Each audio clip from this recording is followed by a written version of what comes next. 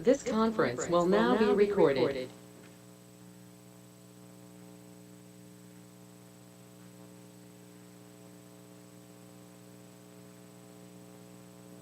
Gentlemen, Hannah, good to see you. I'd like to call the Board of Supervisors meeting to order. As always, let's start with the Pledge of Allegiance and a moment of silence. I pledge allegiance to the flag of the United States of America, to the republic for which it stands, one nation, under God, indivisible, with liberty and justice for all.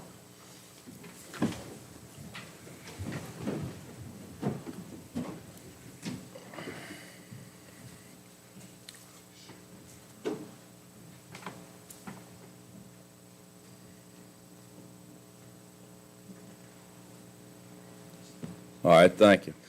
We do have a quorum, and we do need to adopt an agenda. The only change that I'd like to do is, well, I got two things. Under special appearances, we have Mark Ponton here, who's the Director of Broadband Operations for REC. He would like to give a Firefly update, and then he's also going to speak on 5. So I'd like to move 5 up to under special appearance so we can listen to what he has to say, and then, of course, from Mr. Weekly and Hannon, but probably just act on those under the special appearance to get them knocked off. The only other one that I have is for 4. I'd like to lump 4A, B, C, and D, go through all of them as parts of the budget, and then do one large public hearing on all the different aspects with public comment and our comments and everything else that goes under that. Anybody else have any? Please. Yes, sir. Just for clarity, sir, you spoke about moving number 5 to special appearance, and I believe 5A as well. Yes, sir. 5, Okay. 5, and 5A. Just want to make sure for the. Yes, sir. Anybody else have anything we need to add or adjust? What's the pleasure of the board? Mr. Chairman, I move that we approve the agenda as amended. I'll second that. Motion's made and seconded. Further discussion? Hearing none, all in favor signify by saying aye. Aye. Opposed, same sign. As always, general public comment. Anybody have any general public comment? We're going to do it 2 more times at least. Anybody? All right. Yes, sir.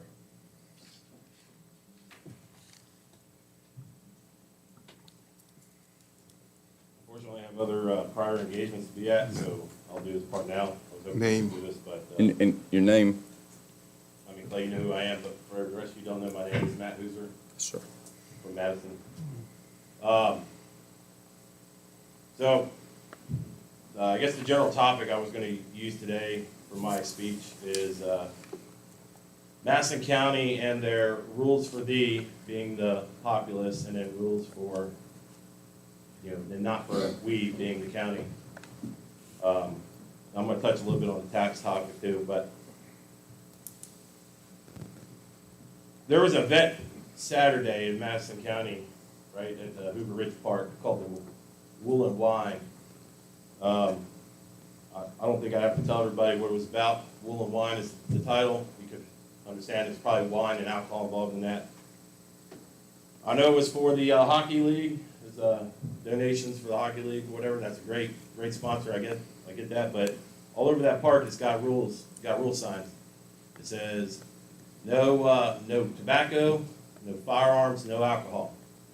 Now, I'm assuming the county may wave this magic wand and allow this event to occur, right? And I'm not against alcohol. If you want to hold the event in the venue, I think you should just take the rules down off the park altogether. Because 1, you're infringing on people's rights to carry in the park, protect their family. But 2, you're going to waive it for whatever you feel is necessary to allow an event to come in there and have an event. If you're going to have alcohol running around the park, just waive the rules, get rid of them. Let people carry to protect their families, and let events. So what if I want to hold a Second Amendment event in there? What if I want to hold like a gun safety course for young youth? And I could have people come out there. Is Madison County going to give me a permit to go hold a gun safety course where I'm going to need firearms to instruct on? Probably not. Matter of fact, I know not, because I've asked before. And they turned me down. They told me that they weren't allowed to have guns in that park because how close the school was. Well, throw it out there. How close was that event to that school? There's alcohol being served, there's softball tournaments being played. And even in the softball rule handbook, it says no alcohol on premises or anywhere near the games. So Madison County violated their own Little League policy for their commission. The tax thing, well, you know what, folks? I find it funny that the economy really sucks right now. A lot of hardworking people out here are having to pull their belts a little tighter just to make ends meet and get by every day. And the county's asking for what? More money from them to what? Line your pockets? I mean, let's be real. If you work for the county, you're getting paid from our taxpayer dollars. So maybe you should start looking at chopping some literal positions.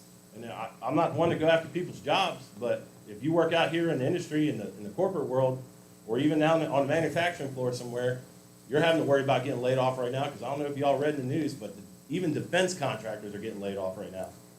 So maybe y'all should consider that when you're doing your budgets, saying, hey, man, you know, I don't ever hear about county employees getting laid off. I do hear about manufacturing and other jobs having layoffs all the time.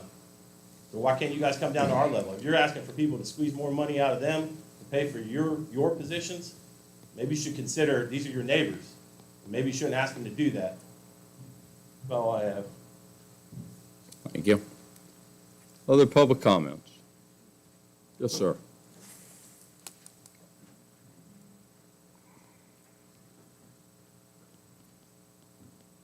My name's Carol Stringfellow, and I would have to second with Matt as far as the tax subject goes. A lot of people are taking a beating all the way around around the map. And some of these assets that normally depreciate vehicles. You know, mine didn't depreciate the last 3 years. I had an argument with the guy in the office in here. My vehicles are worth more now than what they were when I paid for them brand new. So if my math is correct, even if you keep that rate the same, that tax rate, if the vehicles aren't depreciating, mine in fact somehow appreciated, I don't know how that happened, but you're making more money there off the appreciated value. They're not depreciating. And I believe the tax rate was going up to what, 3.6? That's roughly what, 20%. So that's a right big leap. Like Matt said, you have people out here that are losing. I mean, I'm fortunate enough to have my job. I'm self-employed, but it's tough, and especially when I have to pay almost close to $10,000 a year in personal property tax for the work vehicles that I keep here in the county. But it's tough, and I think that's going to raise a lot of brows from a lot of people. I wish more people would have attended, but you know, when you look on social media, if you follow it, a lot of people are really kind of raising a brow, and it's a big stink about that 20%. Or even 15%.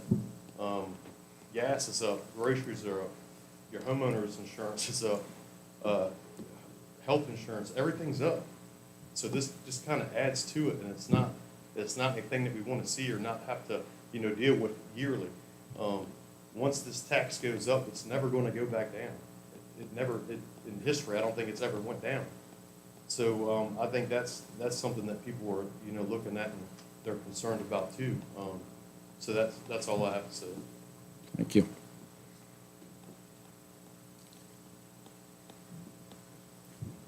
Yes, ma'am. Ready for me? I'm Kim Smith from Brightwood, and I understand exactly what people are saying, what the citizens are saying.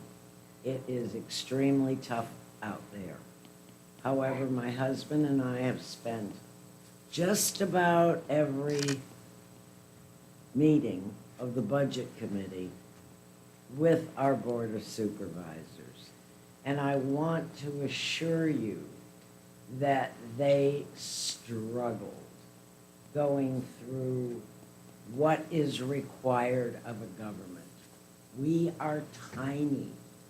We have to perform the same functions that Fairfax County does, which means we have tiny departments that are doing yeoman's work to try to serve the citizens. When we started this process, and I'm talking more the Board of Supervisors and we as observers, we were looking at possibly a 25-cent tax increase on real estate. Then it was said, well, maybe we can get by with 11 cents. And then they dug around some more. They had more meetings among the various staff. And it came to be that they did not need to increase the real estate tax. The car tax is an issue when you see appreciation of depreciating properties. But this board has worked very, very hard, pulled rabbits out of the hat, and anyone who wants to start thinking about how we can add to the economy so we enhance and enlarge the tax base, I'd love to have some company, because I get into a lot of trouble when I start thinking. But I want to thank the board for everything you have done. It has been painful watching what you've had to go through. Thank you. Other public comment? Gonna do it 2 more times. Anybody else? Anybody online? All right, no comments from them. All right, let's move on. Consent agenda. Oh, excuse me. Yes, ma'am. I apologize.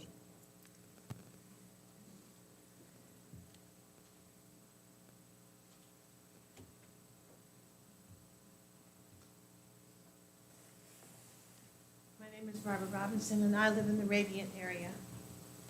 I do agree about having the alcohol even around the children at the ballpark. It's sending them a wrong message, especially when alcohol abuse is really a major thing with kids now, even young kids. Second of all, as far as there are many houses going up in my area. Now, we're supposed to be on 3 acres of land, but there's a lot of houses that are going up. Suppose that they're not 3 acres, so apparently they must be grandfathered in. But they're building a lot of houses out there, which is generating a lot more income to the county. And so therefore, I don't think that we should be raising the personal property tax as well. That's going to be generating a lot of money to the county. Thank you. All right, other public comment? Anybody else? All right. Consent agenda, we've got minutes from 3/7, 2024 and 3/12, 2024. And then we've got a supplemental appropriation, number 12, which is to the school board CIP fund budget increase. And that's for 159, 171.38. And that is a insurance from the boilers that failed and that we are currently replacing. Mr. Weekly, you have anything else to add, or Ms. Warren?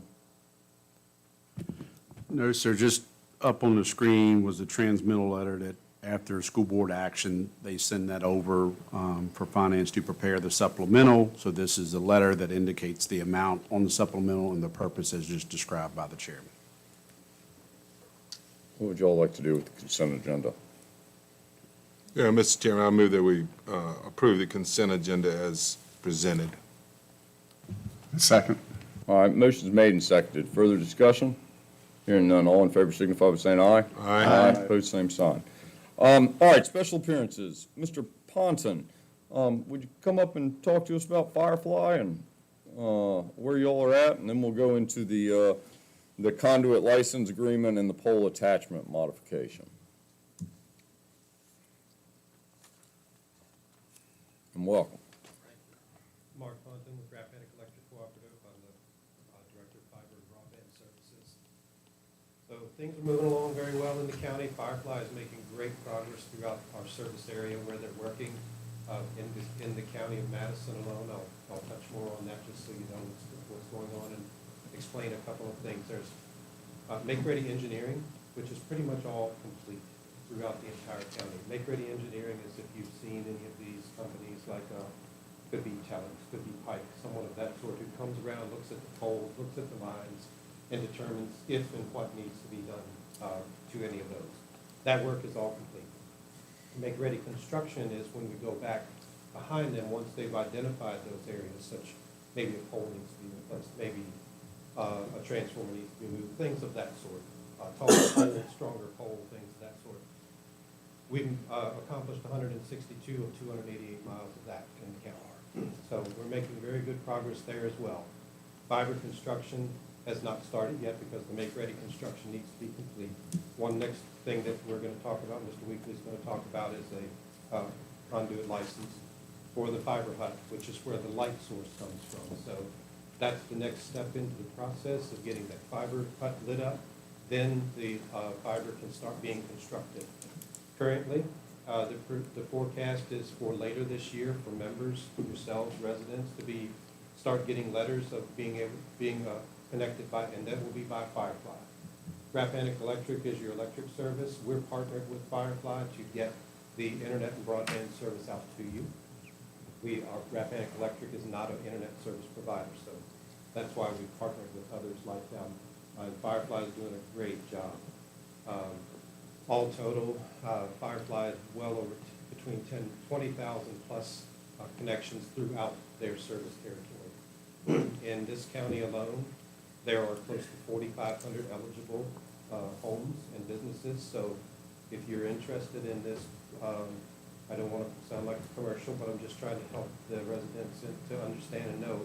Please go to fireflyva.com. Make sure you put that in, fireflyva.com, and register your address and your name.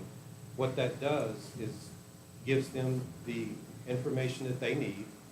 They've already done their research, so they know, but just to be positive, register, and what that does is as the fiber is being built, as they're coming through making connections, it's free to you to connect.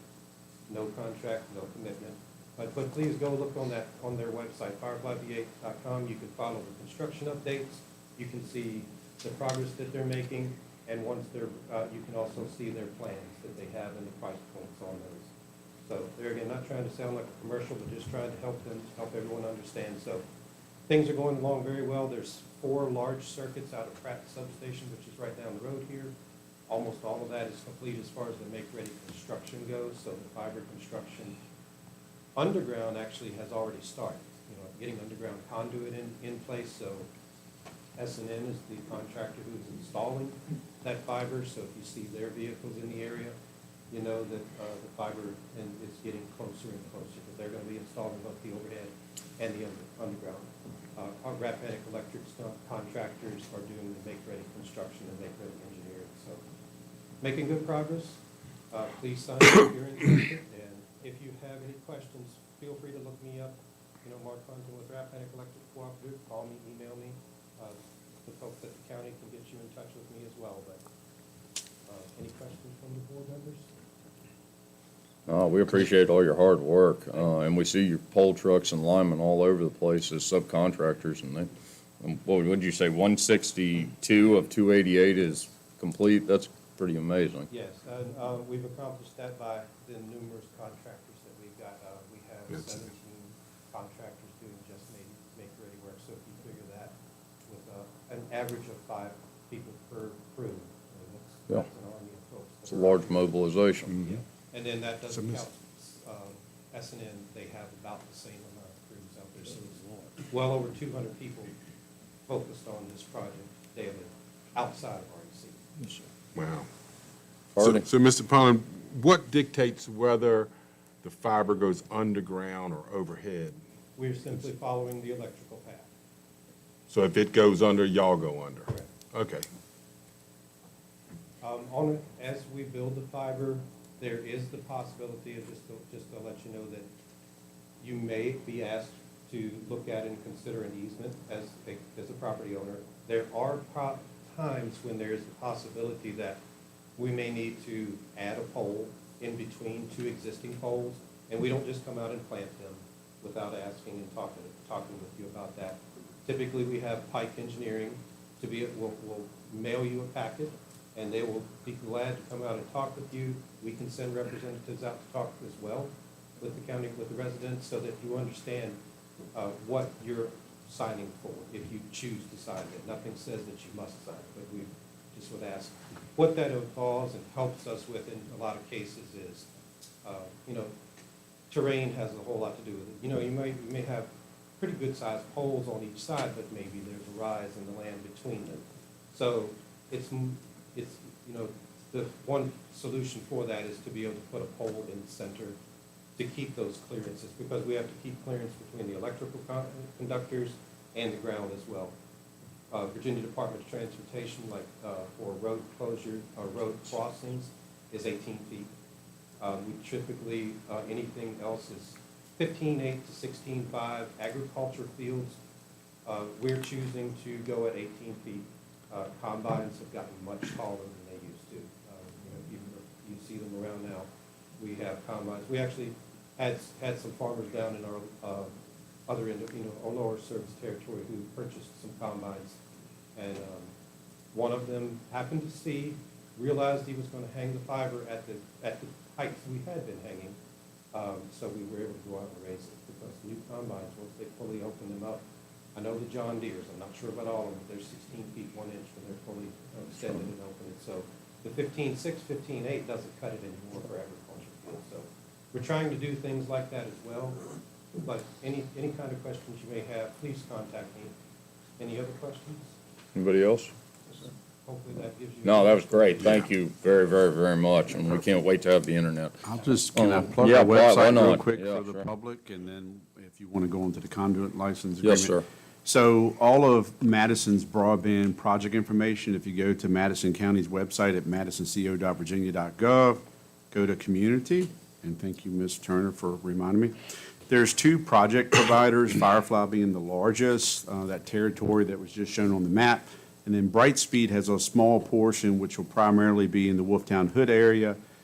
They do have some plans of expansion, as maybe trying to go towards Banco. But for the Firefly project, as Mark just mentioned, you go drop down community over to broadband under Firefly project, click proceed to site, because it's external site for Firefly's Madison page. If you have not registered, please go ahead and do so. That way they kind of see if you're in their service territory. They can count you, if you will. Again, there's a project map of that whole project, which has to be completed.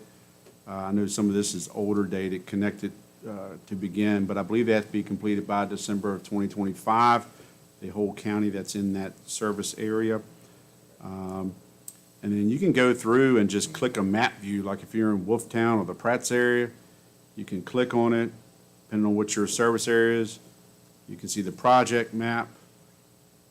There's the mailing that you would receive in the mail. And thanks to REC, either Mark or Jeff, I saw Mr. Henry come in here somewhere, usually gives me notification of when the letters are going out, which I notify the board. So in case you get any calls, you know that what that purpose is for. So again, please go to our website for more information. Call our offices. Kim's got a list, addresses, or we can point you to the right provider and get you information on broadband. Mr. Weekly, one more thing, just to please note that we are working with Breezeline as well, not just Firefly. Breezeline is attaching to our poles using our rights of ways as well. So if you're in that area, please note that Rappahannock Electric is working with them as well. The difference is that Breezeline. Who's Breezeline? I Is it think you're Brightspeed? referring to Brightspeed Sorry, Project Mark. Bright- No, that's Okay. fine, but that is the project. Yeah. There's way too many ISPs. Yeah. I'm trying to remember. But, yeah, and Breezeline and Brightspeed, I get confused a lot because the names are similar. But, yeah, please note that we are working with them as well. And that's kind of their planned coverage area, the legend here at the bottom, 677 possible locations, other than the 4,000 plus that Mark just spoke of for the Firefly territory. So a lot of coverage, a lot of long overdue coverage for our citizens. Cardi. So, Mr. President, do you have any more information when the new VDOG contracts, might be awarded? Hoping Any to info? hear from that sometime between May and, on into the summer. Okay. It's typically the April-May timeframe that they are getting ready to announce those, but it's not the same every year. Okay.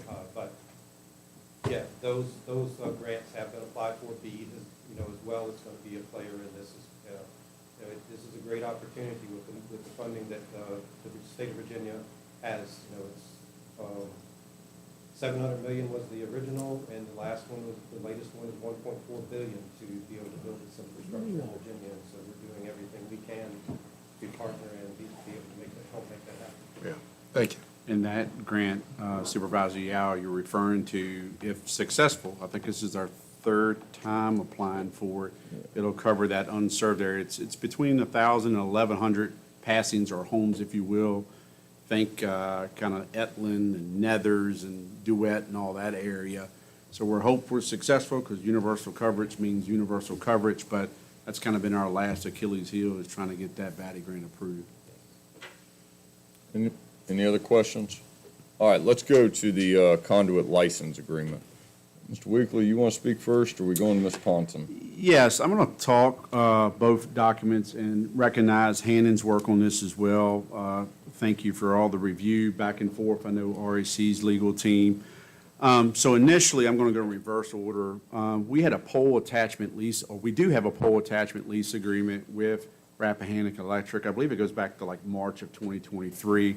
Roughly about 41 poles that stretches fiber from our communications center out to Hoover Ridge. Some of that went under when we got to 29, but the rest of it was attached to poles. Since that time, as Mark just reported, you all entered into agreement for leasing a small portion of Hoover Ridge for the fiber hut. Again, that allows fiber, I believe it comes from Standardsville Fiber Hut into the Madison Fiber Hut, and that's where they light it up, as he said, where they'll actually take the service out and deploy to the household.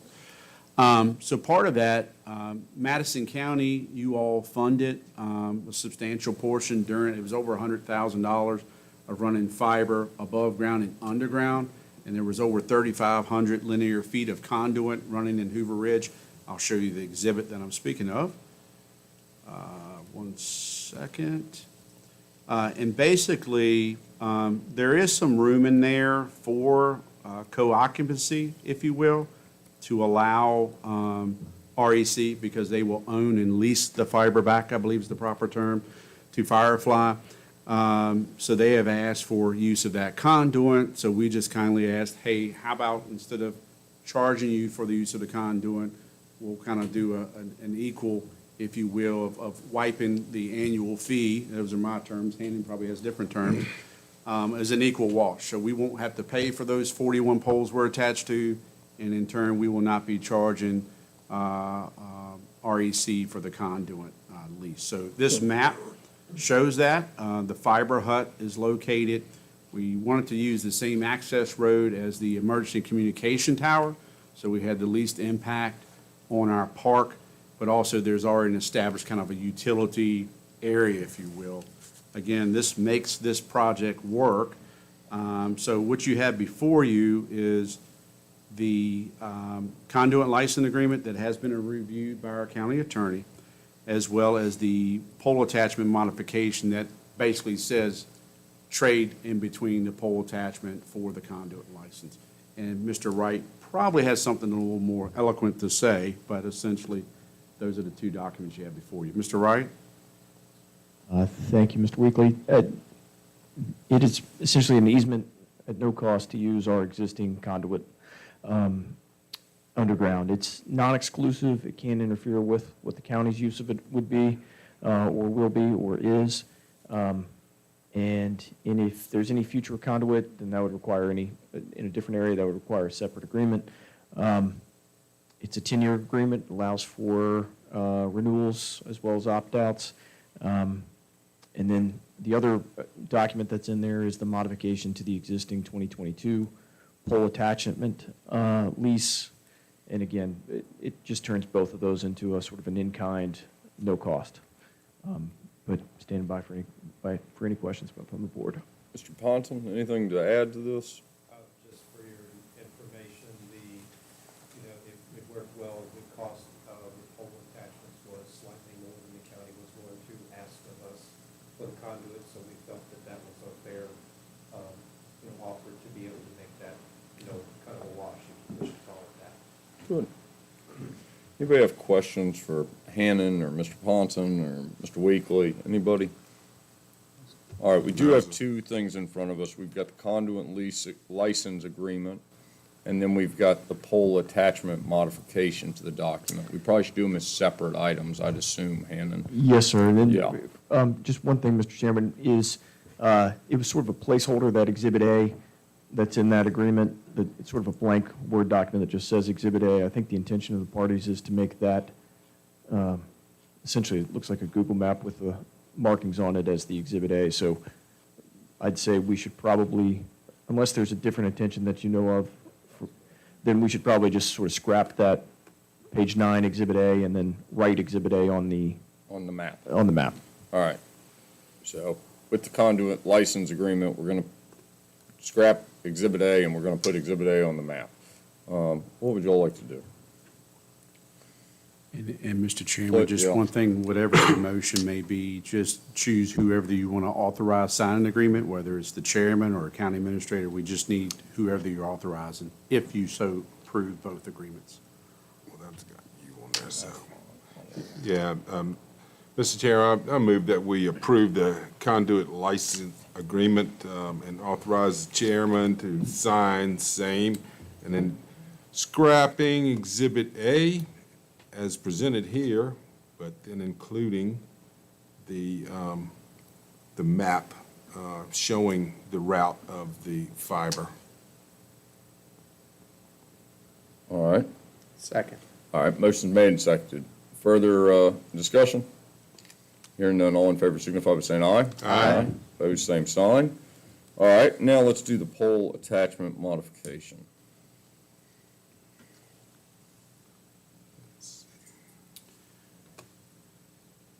And again, Mr. Chairman, and I was off by my apologies, I got it up on the screen. This is a modification of the March 1st, 2022 document.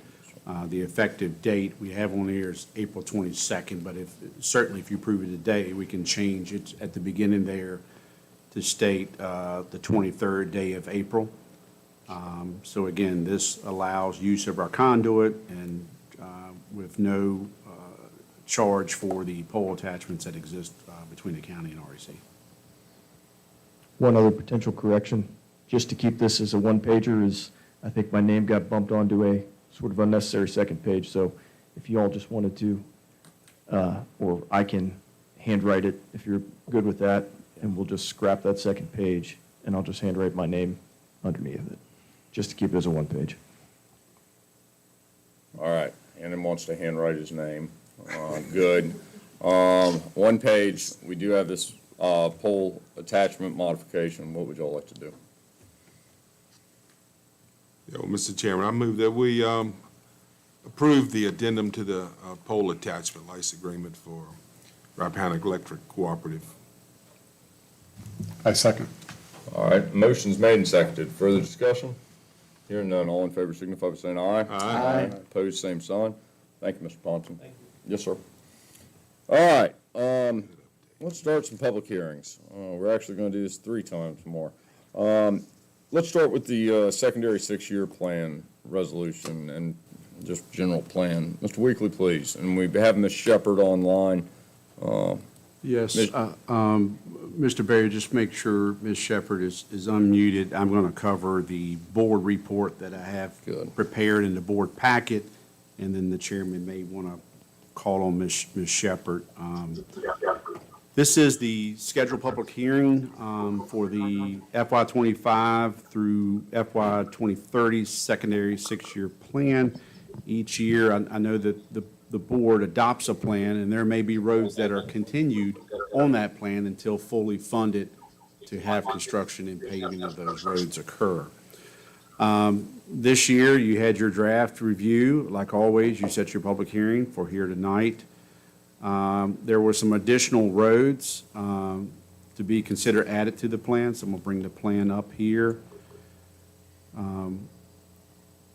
There's a road that's already been paved. They actually did that, and the whole Whippoorwill Road is on the plan, Emmett Road. There's the first portion, I think somewhere in this discussion, Ms. Shepherd can let you know what she found out about the second portion of Emmett Road. Walker's Mill Lane, Turner Drive, I wanted to note that is the first portion that and you all agreed and added that to the plan last year. This isn't the second one that we discussed that had some surveying and construction estimates. The additional, okay, thank you. The additional roads that were suggested for you all to add, and again, these have to be roads that have a traffic count of 50 or more trips per day. And traditionally, you all have preferred the rural rustic program. So while that's not the pavement surface that you all in the public are used to of Route 29, it's more of a chip and tar, but that allows them to stretch that dollar a little further. So rural rustic has generally been the preference.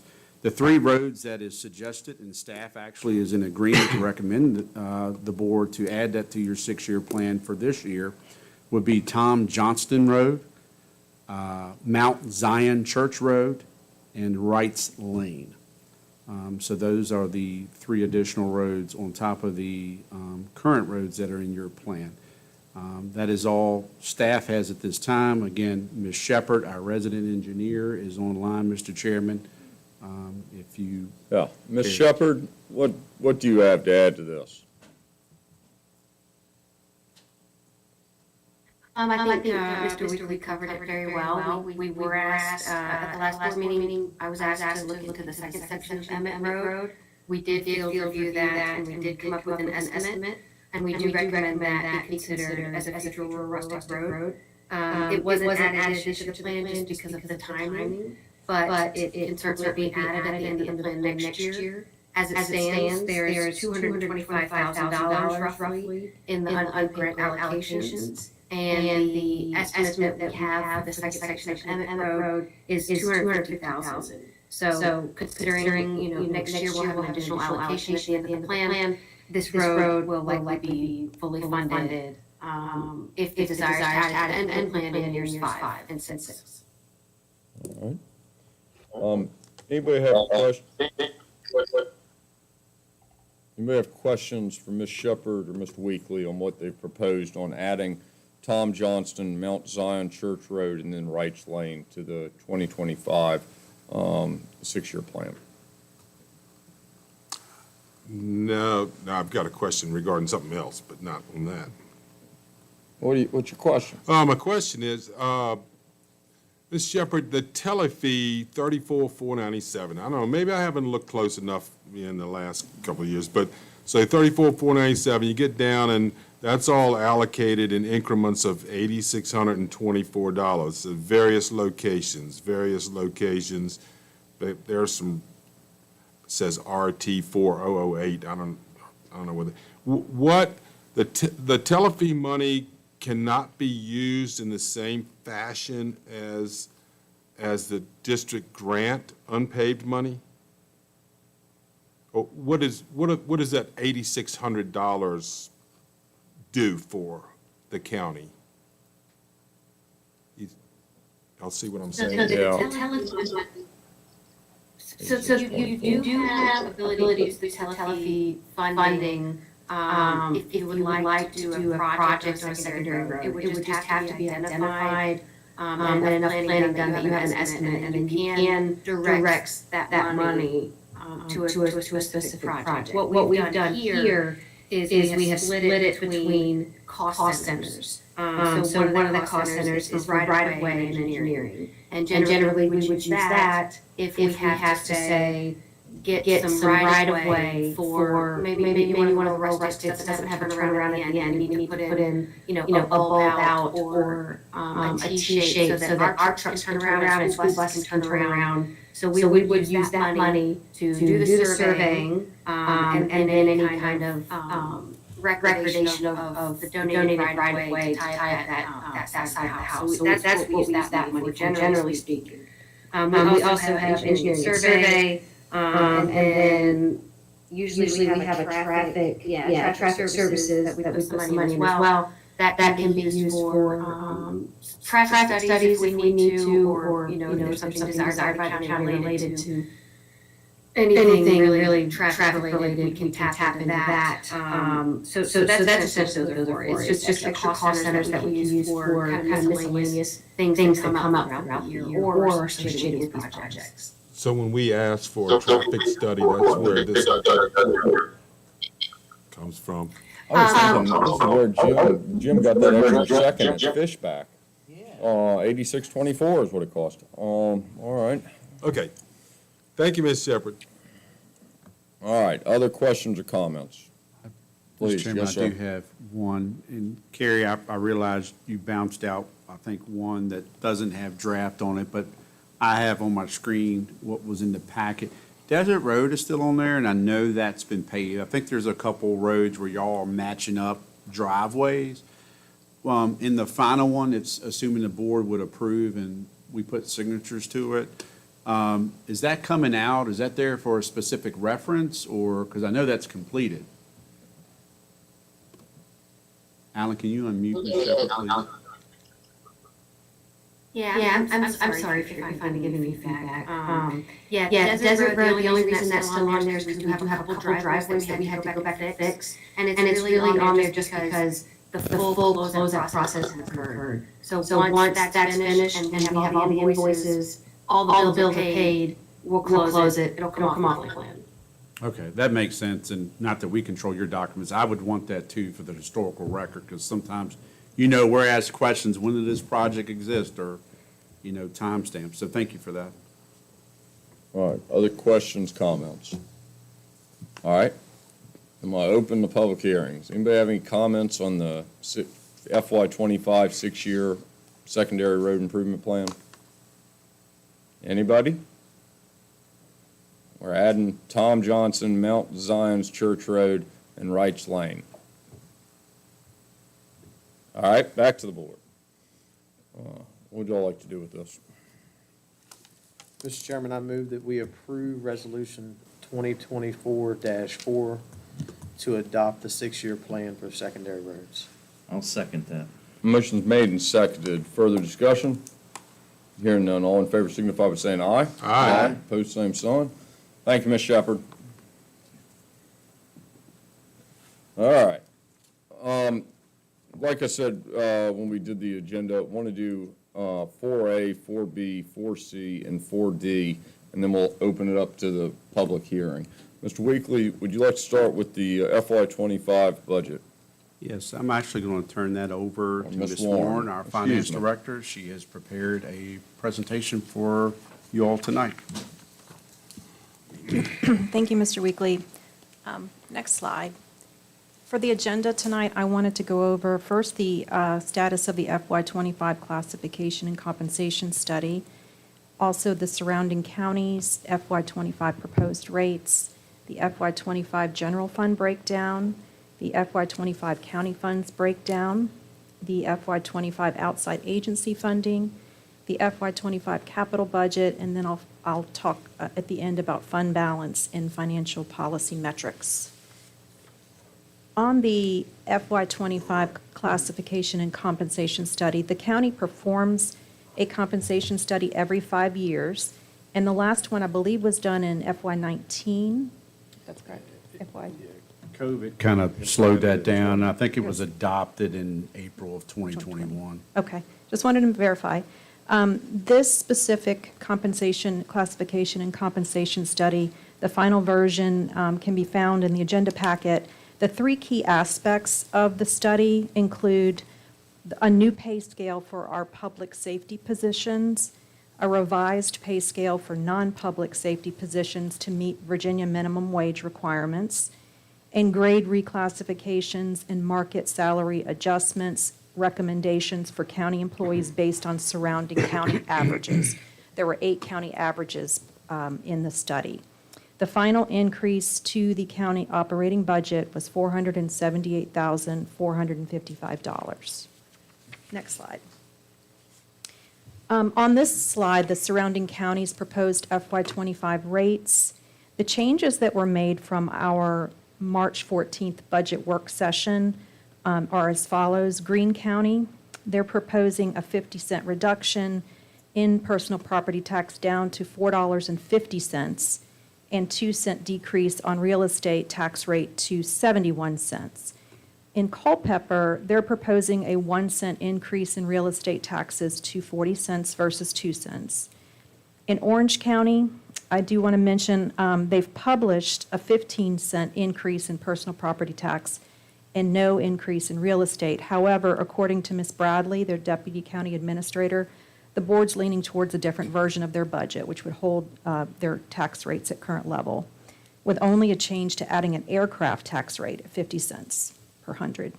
In Madison County, on August 23rd, 2022, the Board of Supervisors voted to reduce the personal property tax rate down from $3.60 to $3 for the 2022 tax period based on the increased value in vehicle valuations between 2021 and 2022. So at that time, it went from $3.60 down to $3. And the average value across all vehicles has declined now by 11% across all of the vehicles. I asked Commissioner of the Revenue, Brian Daniel, to provide the Board of Supervisors an example of the four different vehicles at the $3.40 tax rate based on today's values, and it should be in your packet at your chairs there. And as you can see, the revenue is very close to being the same by going from $3 to $3.40 because of the valuations going down. So it's the recommendation to increase the personal property tax rate from $3 to $3.40. And as a reminder, every 10-cent personal property tax rate increase represents $160,000 in revenue for the county. The next slide. This is a breakdown of the FY25 general fund on the revenues. I want to highlight the top four revenues as a percentage of our operating budget by category. Real estate taxes, 42% of the budget. Property taxes, 20% of our budget, and this includes personal property tax, mobile home, machinery and tools, and merchant capital. Other local taxes, 11.4%, includes things such as transient occupancy tax, local sales tax, restaurant food tax, utility, motor vehicle, bank franchise, and taxes on deeds. And state funds, 11.3% of our budget. This includes items such as the cigarette tax, the PPTRA reimbursement from the state, the personal property tax relief, the communications tax, and state-related grants that we have. Other revenue categories, as you can see, permits, privilege fees, and regulatory license. Those are all types of permits based on building-related permits, rezoning fees and special event fees. Use of money and property includes things such as interest income and any rent we may receive on buildings owned by the county. Charges for services includes items such as ambulance transports, transfer station fees, shelter adoptions. And miscellaneous includes items such as insurance claims, rebates, and refunds. And then the transfer from other funds is our tourism fund. Next slide. On the next slide is the breakdown of the expenditures. I should have highlighted the total on the first slide was $33,355,312 on the revenues, if you sum up all of the revenues in that slide. On the expenditures, the top 5 expenditure categories as a percentage of the county operating budget, broken down by function. The schools, education, is 31%, and that's the county contribution is $10,321,075 towards their $25.1 million operating budget. Public safety is 28.2% of expenditures, and that includes your emergency management, EMS, 911, Sheriff's Department, animal control, animal shelter, building inspections, and other outside agencies geared towards public safety, and that's $9.4 million. General government is 8.5%, and that includes items such as the electoral board, the registrar, the county attorney, the county administration, finance, IT, Commissioner of Revenue's office, and treasurer. And then public works is 4.3%, includes items such as facilities in the transfer station, and judicial administration, 4%, and that includes the circuit court, clerk of the court, Commonwealth's attorney, and court security in Madison Combined Court. So those are your top 5, and I do want to make a note where it says economic development. That's actually encompasses community development, and it includes zoning and planning, the Planning Commission, as well as economic development, and also the Virginia Tech Extension Office is in that category. So on the expenditure side, $33,355,312 is the total of all of those categories. Now the overall county general fund budget, as you can see here, we just talked about the $33,355,312 for the county general fund. Then the tourism fund budget is $150,000. The school general fund budget is the $25,111,583. The school food fund budget is $1,405,250. And then we have the Department of Social Services fund. That budget is $3.5 million. The Children's Service Act CSA fund budget is $1.95 million. And the county's debt service fund is $1.725 million for total all funds at the county of $67,194,209. On the next slide is just a reminder of the outside agencies. The total recommended by the Board of Supervisors for the outside agencies in FY25 is $2,367,912, which is a 2% increase from FY24. And on the capital slide, just a quick breakdown. The county CARP, capital fund breakdown on the county CARP is $1,193,382. The county CIP fund, which is Capital Improvements Fund, is $6,540,501. The schools capital fund is $1,702,000 for total capital budget in FY25 of $9,435,883. And the revenue sources for the capital fund, we have grant funds for the broadband project that equal $2.5 million. We have borrowed funds for the public safety radio system project right now at $2.2 million. We have carryover of funds for both the county and the school at $2 million, and then we have the new funding needed from the general fund and fund balance of $2.7 million for the capital budget.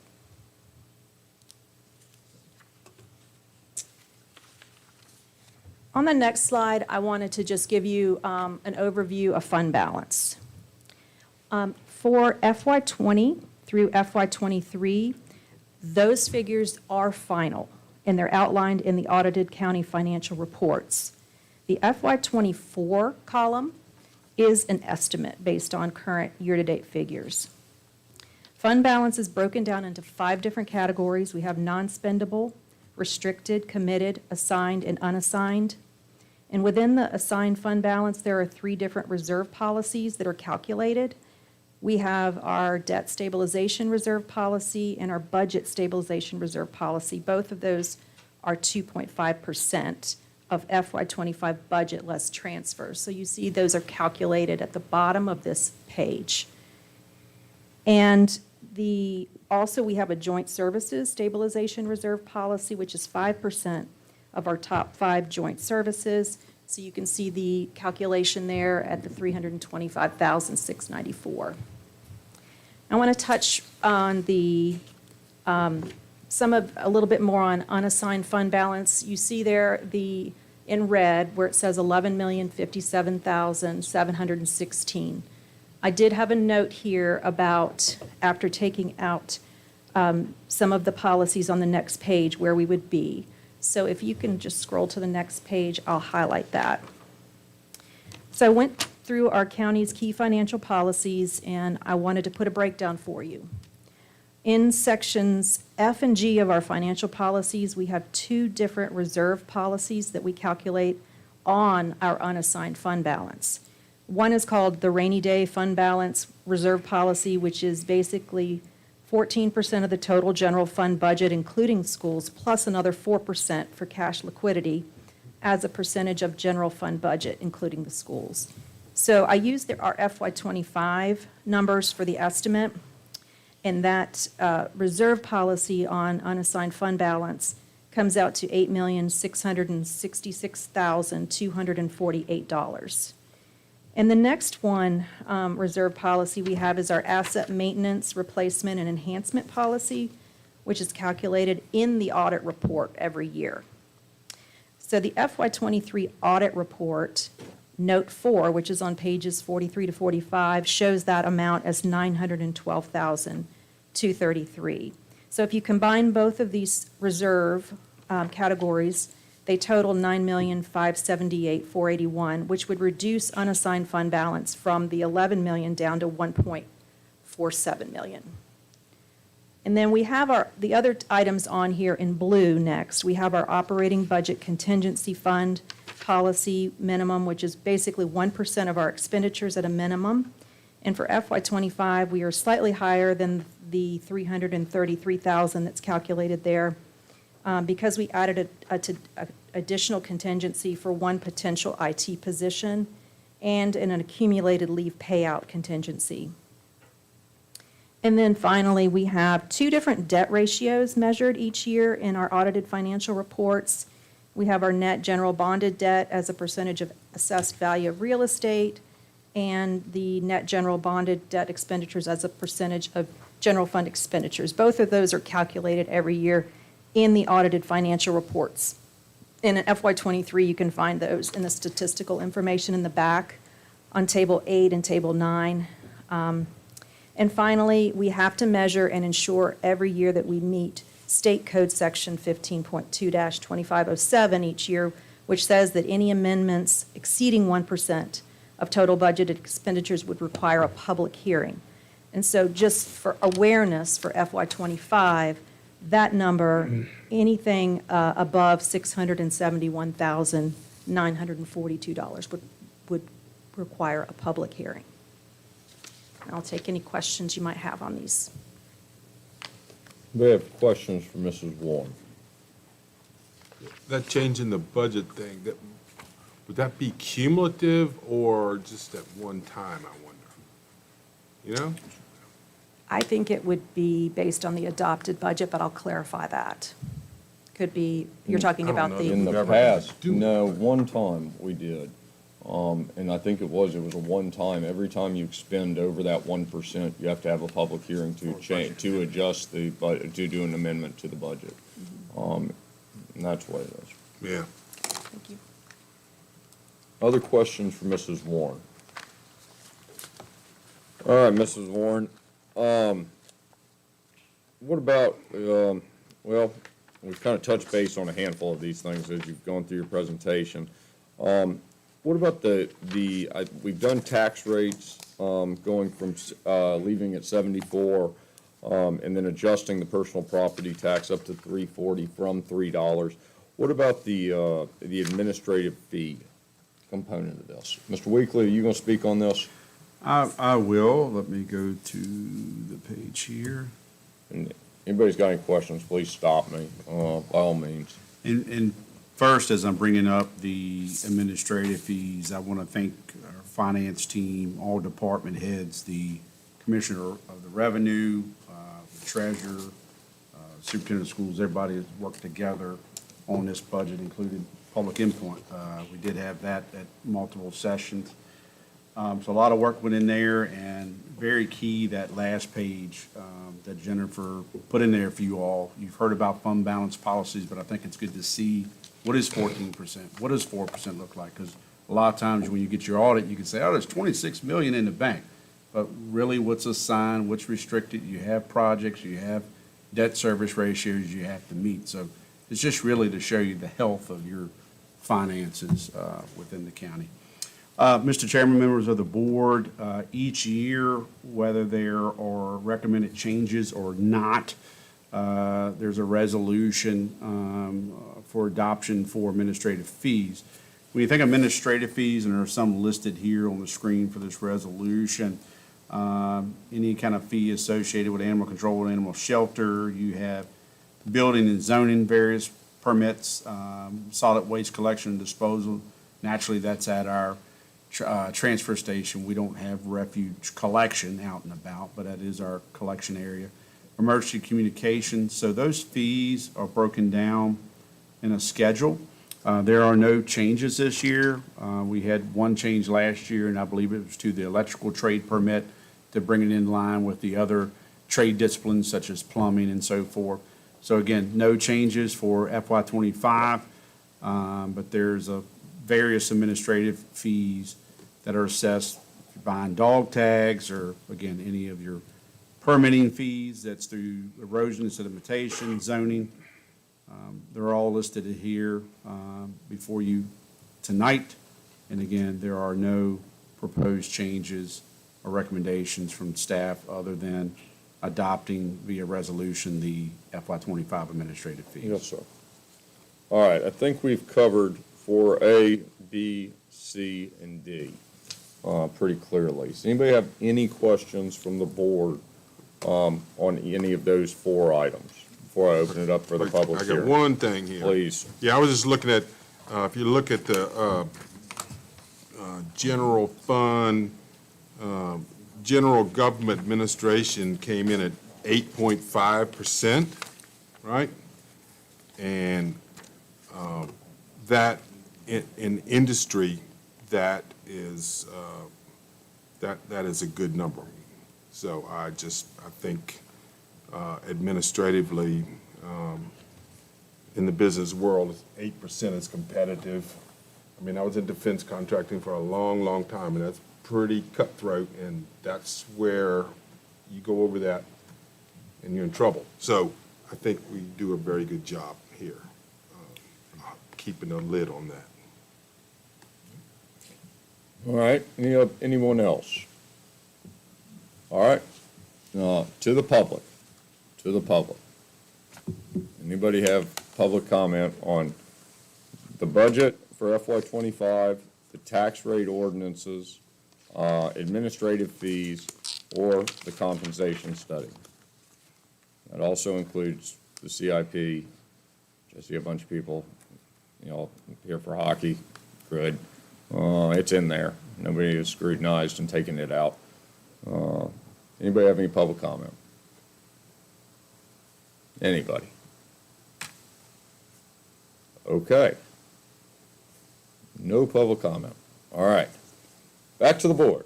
Mr. Chairman, I do want to address the citizens who have expressed Sure. concern.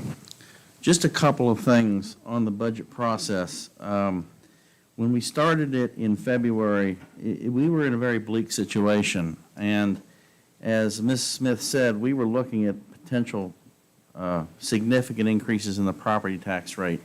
For example, the school system had originally asked for $2.8 million. That's now down to $1.1 million. They fortunately got some additional state funding recently. But that would have equated to about a $300 a year increase on a $260,000 a year house. So we avoided that. We've also cut some positions. We no longer have a second assistant Commonwealth's attorney. We did not fill one of the EMS positions. I know that the government, our local government, has been assiduously going back and forth with agencies to get them to cut their budgets. All our departments every year on an annual basis return money back that they didn't spend. That's unheard of in any government.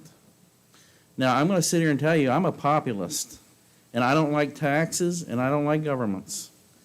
But I will tell you this, that,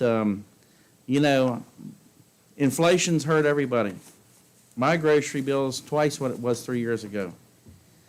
I'm in farming. Cost of machinery, repairs, inputs has become prohibitive. Add to that we're losing probably 30% of income this year because of drop in commodity prices. So I feel your pain. And I also want to just say that,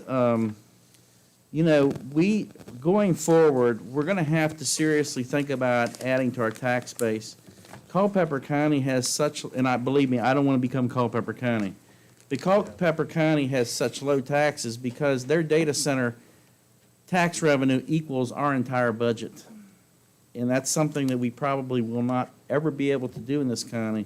But we do need to grow our tax base somewhat, or else our taxes are going to keep creeping up over time. There's nothing we can do about that. The other issue that we face at the localities is the state government. The state government jerks us around every year. And one of the things that I learned very quickly is that when the state government brags about giving teachers pay increases, what localities don't realize is that most of that falls on the local taxpayer. It doesn't come out of the state budget. But your real enemy is not, we're not your enemy up here. We're your friends, we're your neighbors, we feel the same pain, have to live in the same community. Your real enemy sits up in Washington. We have inflation. The federal government goes $1 trillion more in debt every 100 days. We have 10 million people flooding over the border. At least half of them are on public assistance. Congress just sent $69 billion to foreign wars. So what you need to think about is think about November and become active in voting and getting your friends to vote for people who are going to go up to Washington and put a stop to this spending, because inflation is what's killing us. It's hurting the local government. I think Supervisor Dawson has just shown me some figures. Our spending increases are well below the general rate of inflation in this country. So I want to encourage you to certainly come and speak up and be active, and during the budget season, that's the time to show up and find out what's going on, because we're playing musical chairs right now, and you're only going to be able to do it for so long. But I do want to commend the local government. I ran in 2021 because I wondered what the local government was doing with my tax money. And since I've been here, we have a staff, now the county administrator, our finance director, the fellow board members, they are on keeping this budget under control. But if you ever have any questions or concerns, you always should feel free to contact any one of us. So that's where we're at, folks. We're in this together. We're going to sink together. I hate to tell you that. We're either going to float together or we're going to sink together. So think about becoming involved in our state and federal elections, because that's where it's really going to happen for us. Thank you, Mr. Chairman. Thank you. Other comments? I know you have comments down here. No, I'm good. All right. I'm good. Yeah, good Lord. No public comment, nobody else has any. I'm gonna touch on two. I mean, as Ms. Smith said, I mean, we started with a very, very deep hole. And you've got to give it to the Madison County staff. They set in, we set in a bunch of meetings. They set in 2 or 3 times as many. And the argument that'll be said is, yes, they're compensated for it, but they've gone through and they're pinching pennies. This is a needs-based budget. The one that I will say, and it is out there, and it's amazing to me, I've never seen it before in Madison, is this sports complex at Parks and at Hoover Ridge. We've dumped, last year we invested $212,000 into it. This year we have it budgeted at $700,000. It went out to bid today for open procurement for how many days? 30 days. We'll see how those numbers come back. Everybody's in favor of this. It's great. We know that the hockey rink just burned down for the second time, so we're getting good at that. But this is something that's substantially better. The one that Mr. Jewett touched base on, and I think that everybody I wish y'all would show up. We have businesses that come in front of us for special use permits and just different applications and building new facilities and lots of different ones. Every time one of those come up, it is the same arguments. Not in my backyard. We don't want it. We did the comp plan. There was a survey. We're going through the process right now. A survey went out. Everybody responded back, diversify the tax base, bring in more business, more housing. Everybody's in favor of that. Fishback Road has been zoned R1 for years. Every person that responded saying, we need more business, we need more tax base, we're against what's going on over on Fishback Road. It's going to have to be a trade-off at some point. We're going to have to increase tax base, or it's going to fall back on the citizens. That's just what it is. And that's a choice for the Madison County taxpayers. You want to keep it the way it is, fine, it's going to be more expensive. It's unfortunate. We all are feeling it in our private lives. Government's the same. And we try up here to keep this thing within reason. Every penny that we increase, real estate, it's like, what, 175? We're hearing tonight personal property tax, 10 cents is 160 additional revenue. Just to address, and Ms. Warren said it, between 21 and 22, we dropped the personal property tax rate based on the assessments from $3.60 to $3. So there is one sign that we've done it. It's not normal, I agree with you. Everybody's trying to pinch pennies. We're certainly not buying a whole lot of things. A comment that I saw on Facebook was, go back into the 90s, I guess, and there was 4 sheriff's deputies. It is a different time now. When you dial 911, you want somebody to respond, and you want the responsible party there in minutes. It's just not the reality. We all can talk about that. The other side is we are paying for things that we have deferred for years and years and years. And it is expensive deferring things and just pushing the can along.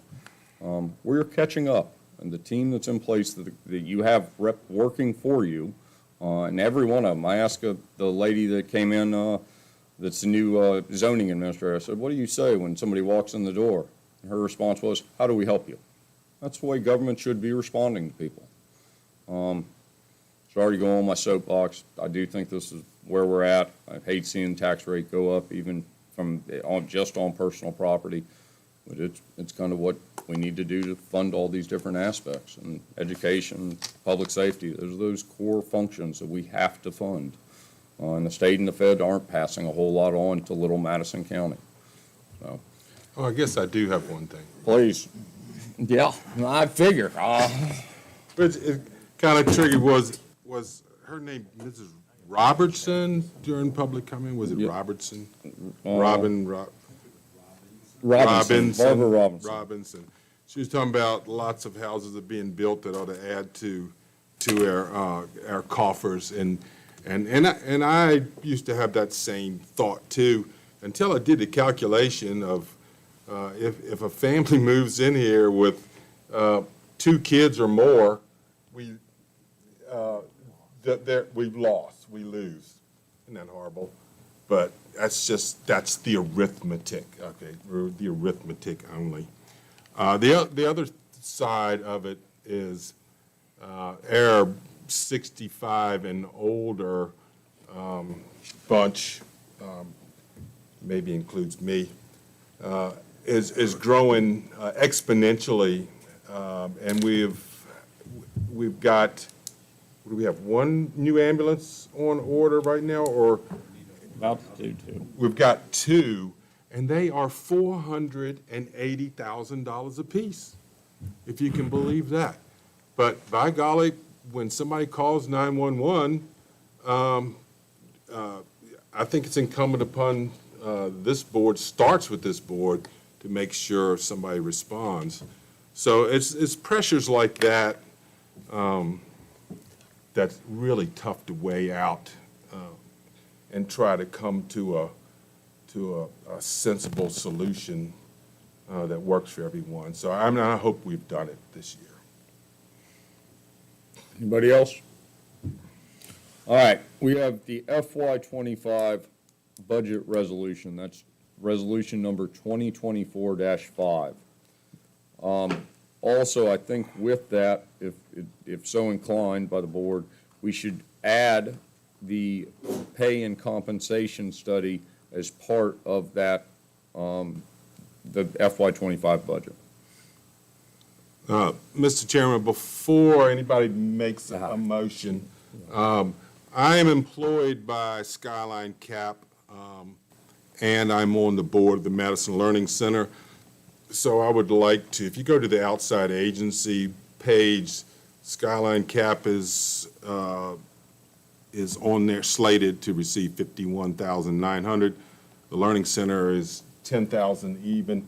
I would like for y'all's motion to pull that out, and so we can vote on and then y'all can go back and vote on those 2 things separately, so I can abstain. So we'd like, that's right, Woy. We'd like to, all right, so we've got resolution 2024-5. I've proposed we include the compensation study, and Mr. Yao has proposed that we removed the allocation for Skyline Cap and the Early Learning Center away from that. What would y'all like to do? Yeah, so moved, Mr. Chairman. There you go. Second. Motion made and seconded. Further discussion? Hearing none. All in favor signify by saying aye. Aye. Opposed, same sign. What about doing Skyline Cap in the Learning Center for FY '25? I move to approve. Second. Motion's made and seconded. Further discussion? Hearing none. All in favor signify by saying aye. Aye. Opposed? And And I abstained. abstained. Does that work, Han? It does. I think if we could make it so that Mr. Yao didn't I would say second his own motion, or make his own motion, where he is putting it out. On the first component, he made the motion. On the second piece, did you make the motion on it? No. No, Mr. Jewett made that motion. Did you second that one? No. No. Mr. No. Jewett Okay. seconded. Dustin Right. did Ms. Dawson did the second on the second motion. Are we good? Then as I was. All right, Okay. good for you. Thank you. That was very dramatic. All right, now we've got ordinance 2024-1, which is the calendar year 24 tax rate ordinance. What would y'all like to do? Yeah, Mr. Chairman, I move that we approve ordinance 2024-1 to fix the tax rates for the tax year beginning January 1st, 2024. Second. Motion's made and seconded. Further discussion? Hearing none. All in favor signify by saying aye. Aye. Opposed, same sign, and abstain. All right.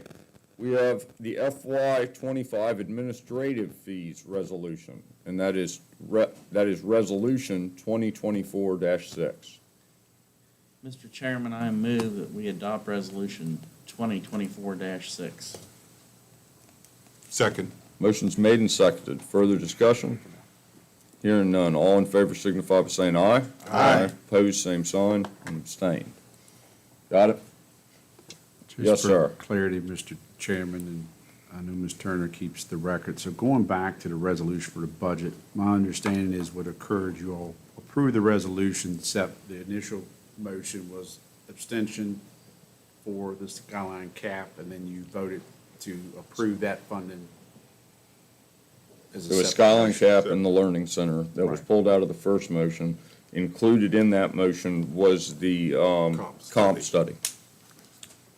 So yes, and but the first motion is for approval of the resolution. Yes, sir. Above. Yes, sir. Thank you. All right, everybody good?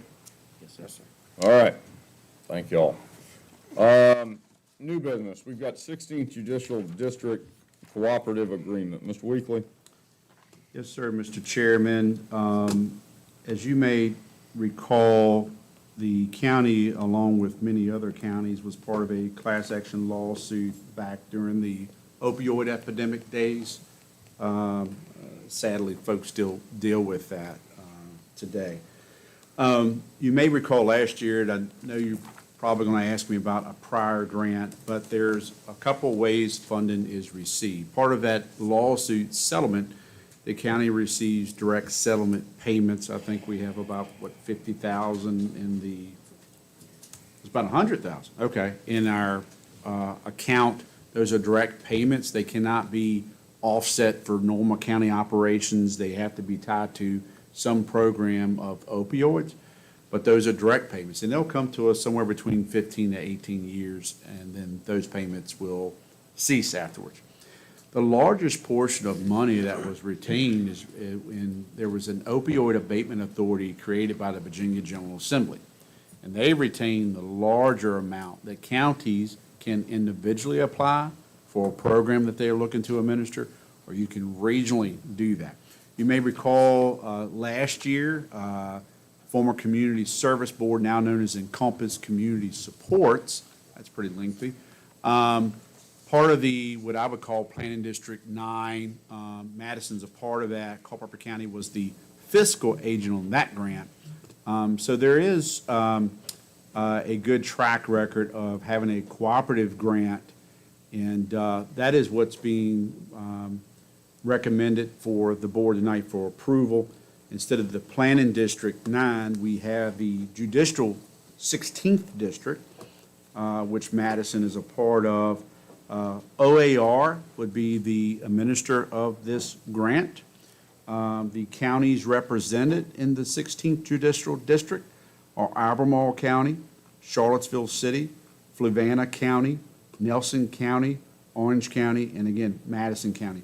And Charlottesville City, I believe, is the fiscal agent named on this, because monies received has to go to a fiscal agent who reports.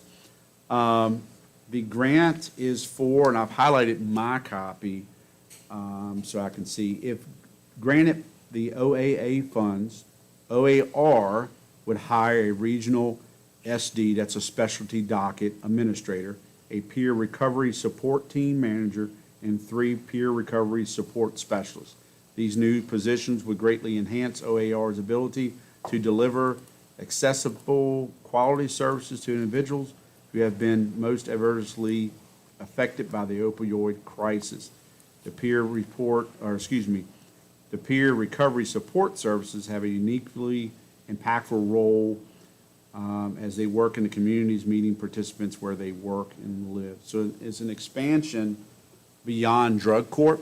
Your direct payments right now go to drug court, so the budget you just approved, I believe $20,000 of those direct settlement payments. You heard Ms. Warren say we have about $100,000 now. We put $20,000, again, last year, I think it was the same, or no, this is the first year, for direct settlement payments. This would be applying for a grant to use those opioid abatement authority funds. I do want to mention there would be a local funding portion required of this. And I had recommended if Madison was agreed to that, it would be an individual distribution of $5,000, and that would too come out of our direct settlement payments. So it's not a pass-on tax to the general public. It is funds you've already received from a class action lawsuit that can only be used for opioid use. It makes sense to use that, because at some point in time, $100,000 or more, generally not an advocate of spend it because you have it, but this money has to be directed at opioid related. So if you so approve, the total cost of the project they're applying for the Opioid Abatement Authority totals $455,203. Again, Madison's contribution from their direct settlement payments is $5,000, and each locality would be responsible for their local portion as well, which are those counties and city that was listed and is on the screen. So staff has also discussed this the other day with the Commonwealth Attorney.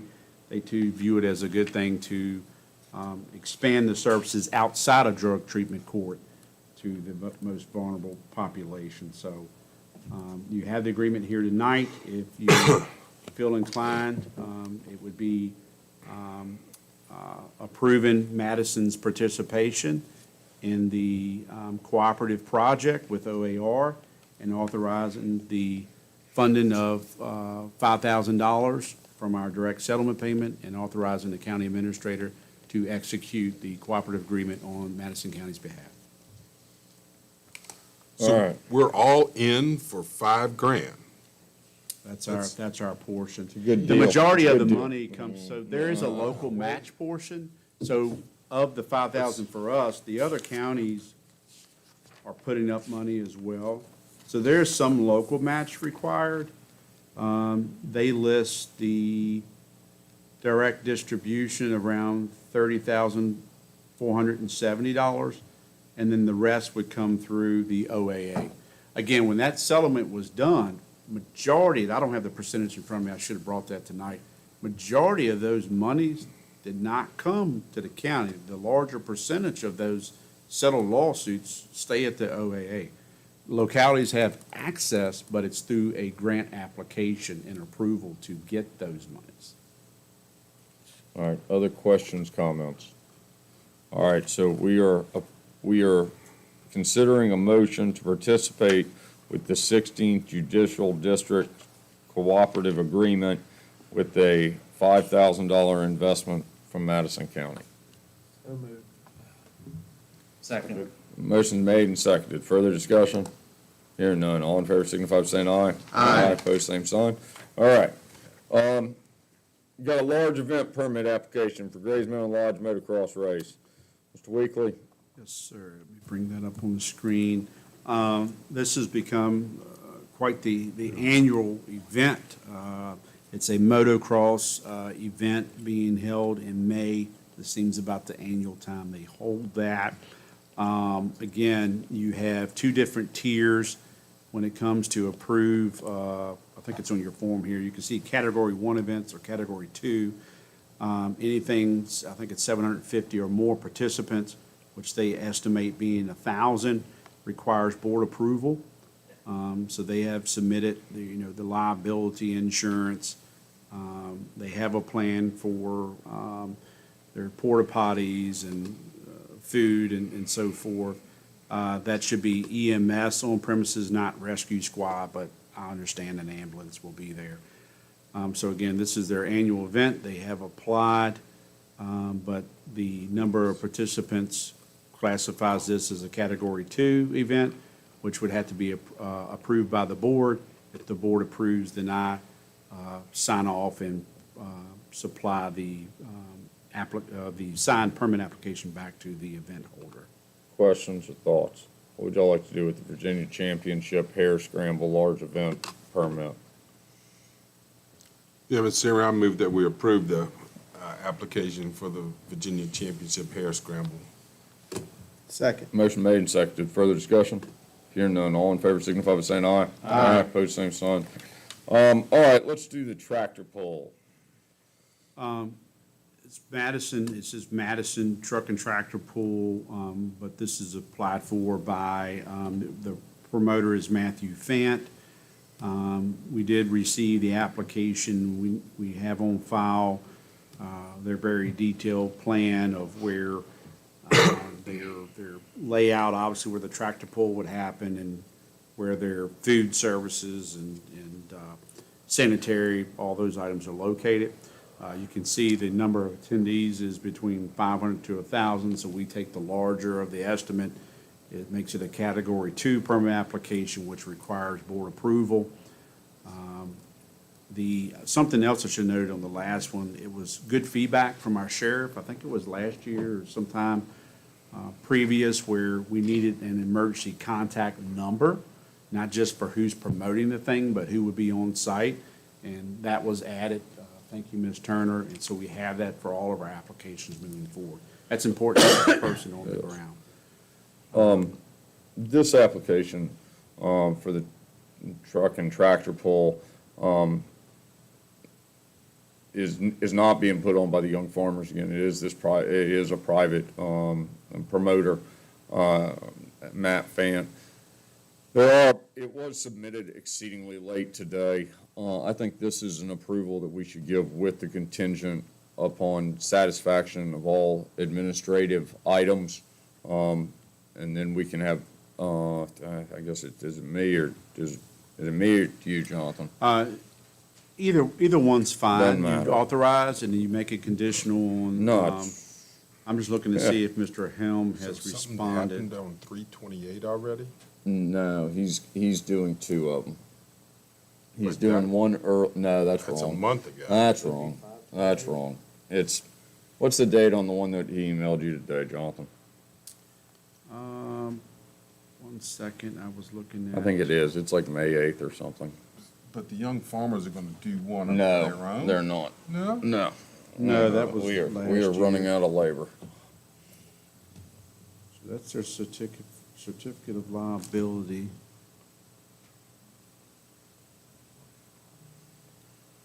It's a May, this one doesn't have it on it. It's May, I thought it was May 8th or something. Yeah, hold on 28 is probably right. No, That part's it's- right.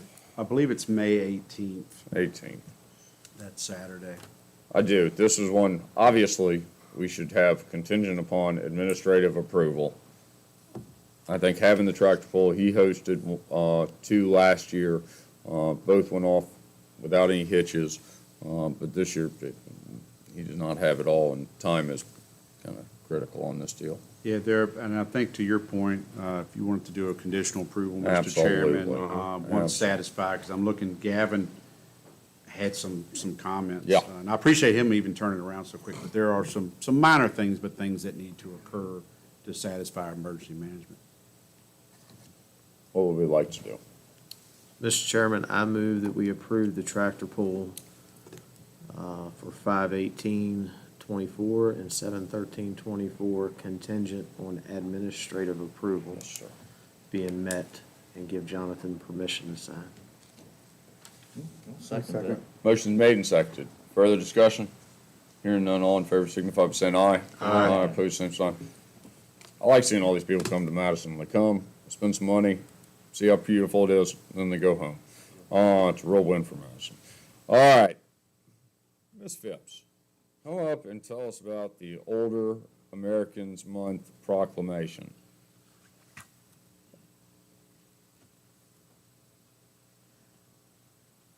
Tell us how old you gotta be. I'm looking, and it doesn't say 50 in it. I mean, We're all aging, right? Yeah. As well as the alternative, I'm on right? the, So thank you so much for the opportunity. Older Americans Month came out of the Older Americans Act of, back in the 60s, when that first came out. And each month they have a different theme. And it comes from federal down to the states, and then we ask our localities to acknowledge Older Americans Month, the month of May every year. And last year was the first time all 5 of our counties that Aging Together covers actually proclaimed May as Older Americans Month. But as I think somebody mentioned earlier, you know, the older adult population is growing exponentially. It just really is exploding. We're living longer, and the theme this year for the Older Americans Month is Powered by Connection. And I really like that because it just kind of highlights everything that we're trying to do locally, connect older adults to transportation, to educational programs, to emergency resources, to resources and programs. And let's see, I think, I mean, that's really about it. I think every year they change the theme, you know, just kind of depending on what's going on. But connections, I think, is particularly important with all of the loneliness and isolation that older adults have experienced since the pandemic. A lot of older adults are still very isolated. And the impact of isolation and loneliness on health, apparently, according to a Surgeon General's report, is like the equivalent of smoking 15 cigarettes a day. So we just think it's important to raise awareness, and we're grateful to Madison County for, considering the proclamation. all right, how old do you have to be to qualify for this? To be an older adult? Yeah. Oh, over the age of 60. Oh, all right. We're covering about 50% of our population with this deal. All right, yeah. Yeah, You've on had- Tuesdays. You've had your whole life to make money. All right, I like being able to cover a broad base of our populace. What would y'all like to do with the proclamation for the Older Americans Month of May? Well, Mr. Chairman, I move that we approve the proclamation proclaiming May as Older Americans Month. I didn't have conflict of interest. And, All right, hey, we do need a second. What would y'all like to do? As a new grandparent, I'll Yeah, second that. there you go, there you go. All right, motion's made and seconded. Further discussion? Hearing none, all in favor signify by saying aye. Aye. Opposed, same sign. Thank you very much, Ms. Phelps. Thank you. Yes, ma'am. Yeah, I started to wait to let the youngster Dustin honor me with that motion, but Honor, yeah, there you go. That's a way to be. You missed an opportunity. All right, all right. Yeah. We do have one discussion item. It's the boundary line adjustment. I'm gonna steal some of Mr. Weekly's thunder real quick. The planning commission asked Dustin and I at their workshop, we know we're changing the boundary line adjustment term of how long the property cannot, and then another adjustment can be made on a piece of property. Proposed right now, is 1 year. It's down from 10 years. What are y'all thinking? It doesn't increase division rights. It doesn't create new lots. I think the 1 year actually sounds pretty good. The question was, well, 1 year, 2 years. Jonathan, you have more to add on this? I would, if the point of privilege. Yeah, sure. We have Mr. Smith here, who's part of the committee, I believe, that looked at this and brought to my attention of maybe some other areas within our zoning ordinance to address this, if it's appropriate. Yep, well, why not? Jim, would you mind? I don't mean to put you on the spot, but I think it's, be good to bring. What do you have before you? Yeah, Hannon, give him your pocket microphone. Thank you. There you go. All right. What you have before you are the proposed changes. Make sure it's on. Sorry, Jim. Flip it up. Technology's There you go. challenging. Thank you. All right, really got it. To look forward to the higher form of marine life here. So, what you're looking at right now is the proposals we have only for the subdivision ordinance. We need corresponding changes in the zoning ordinance as well. Two things we wanted to come from this, to have, number one, the approval from either the administrator or we've suggested the administrator of the planning commission or the zoning and boarding administrator to approve the boundary lot adjustment before the clerk can enter it into the books. Because we've had people that have gone to the courthouse, changed the boundary line adjustment and come back in and then do a subdivision. Well, it's a 10-year hiatus on that. So we wanted to correct that and get a tighter definition of what constitutes a boundary line adjustment and make conforming changes with zoning ordinance as well as subdivision ordinance. So, hey, Jim, the only change to the zoning ordinance is the definition, because 2-38, that's coming out of the subdivision ordinance, right? Is it the only change in the zoning ordinance, or just cleaning up the definitions? That's correct. Okay. And the requirement that approval before it can be registered on the plat of the courthouse. This is going through, excuse me, this is going through another planning commission workshop though, right? That's correct. Yes, sir. We wanted your thoughts Yes. on the 1 year versus 10 year. That is correct. That's back to where we were at. What do y'all think on the timeline? I'm good with one. Yeah, I am good with one. My question was, why was it 10 years to begin with? Was it to stop? To limit something? development.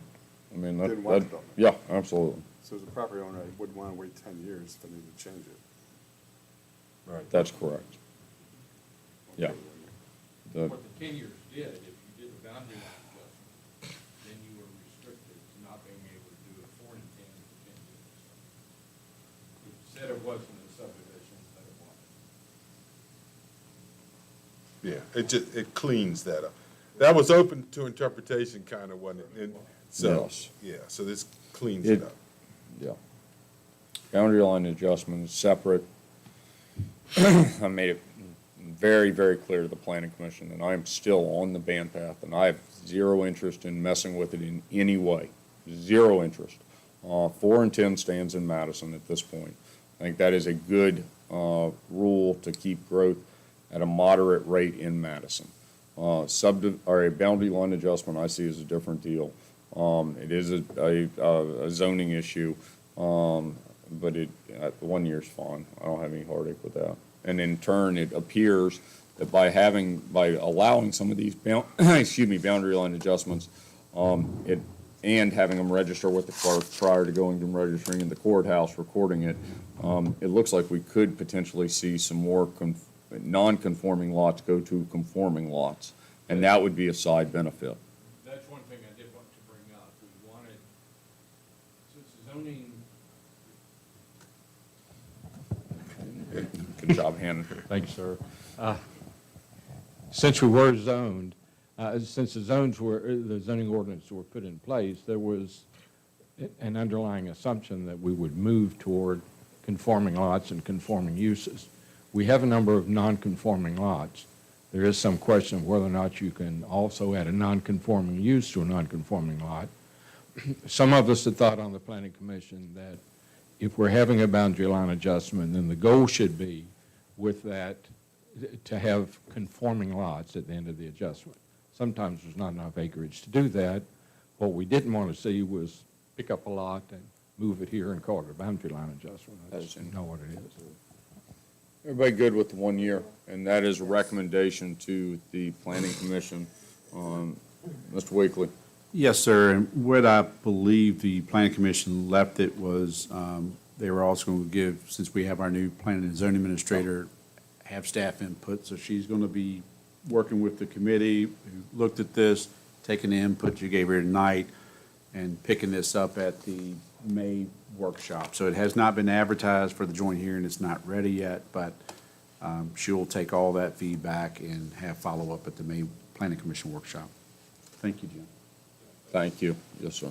The other thing that was noticeable at the planning commission workshop was Jonathan is very sad to be getting out of the zoning business in such an intricate way. And now Tracy's gonna be there. It's a real loss for Jonathan, so help him, please. Tracy, no E. No, different Tracy, yes, ma'am. All right, information and correspondence. Anybody have anything? Public comment. Public comment. Public comment. Any public comment? Zero. Nobody's watching us anymore. 0 people. We're back to our average. All right, we do have a closed session. Thank you all very much. So, excuse me, I move that the board convene in a closed session pursuant to Virginia Code Sections 2.2-3711A1 for personnel, 2.2-3711A7 for consultation with legal counsel and briefings by staff members or consultants pertaining to actual or probable litigation, and 2.2-3711A8 for consultation with legal counsel employed or retained by a public body regarding specific legal matters requiring the provision of legal advice by such counsel. I second. Motion's made and seconded. Further discussion? Hearing none. All in favor signify by saying aye. Aye. Opposed, same sign. Y'all want to take